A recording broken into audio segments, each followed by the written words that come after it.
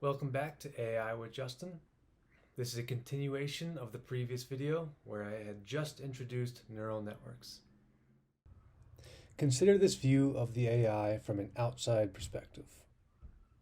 The AI receives numeric inputs and spits out numeric outputs.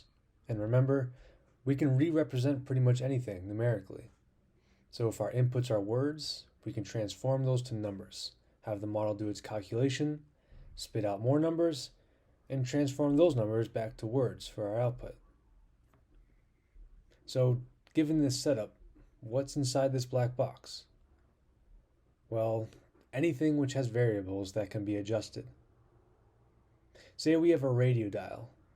This radio dial has one variable, the signal frequency which it's tuned into. Using this single variable, we can formulate tuning the radio as a machine learning problem. In this case, the strength of the signal will be our objective function. If we start with mostly static, then turn the dial a bit to the right, and the signal gets a bit stronger, then we know we should keep turning the dial to the right. Now say we have a sink with two levers. This system has two dials.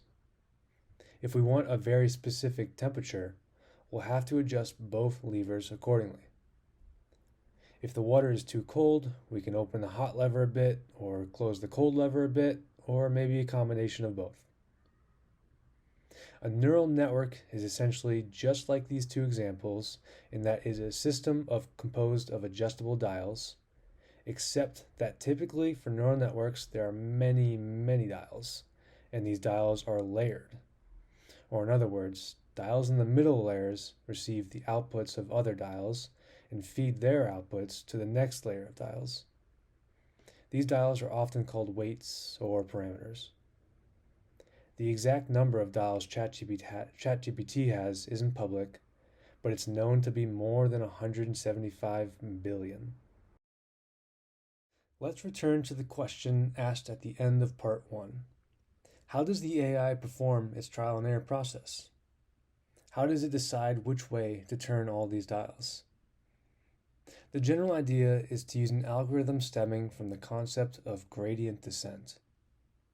Let's return to our radio dial example and create a chart of strength of signal to the frequency it's tuned into.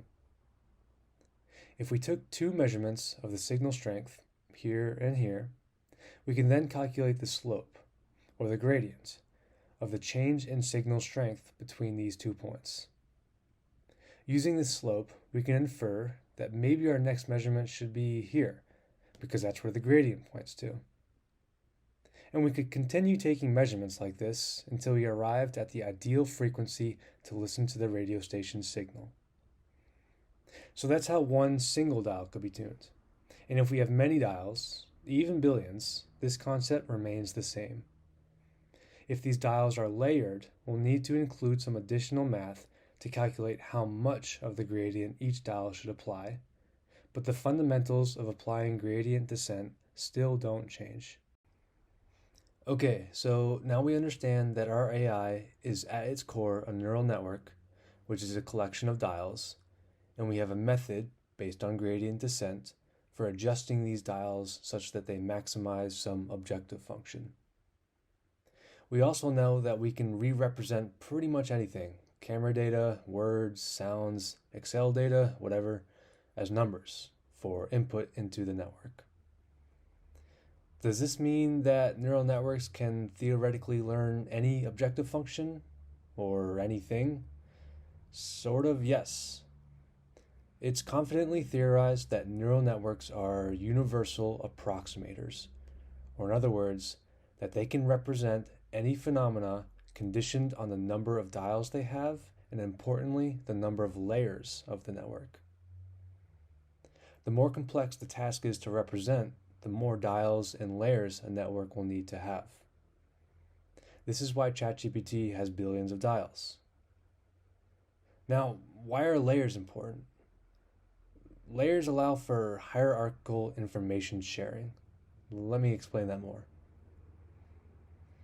We have here data points of a scary chihuahua, a little kitten, a king lion, and a big old smelly dog.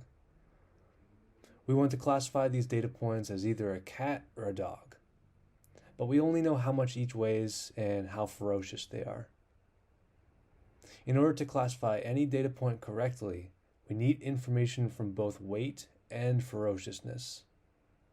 For example, if we only had access to weight, then we can't differentiate between the Chihuahua and the kitten or the lion and the big dog. Having layers in the network, or hierarchical information sharing, allows us to observe current information conditioned on prior information.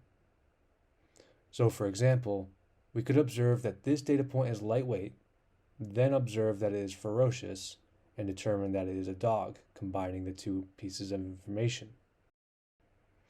Okay, that's it for the basics of modern AI. We take a universal approximator, a neural network, and set its many layers of dials using expansions on gradient descent to create a model which generates outputs that score highest on some objective function. For the final part of this series, I'll take these general concepts and observe them in the context of Chat-GPT.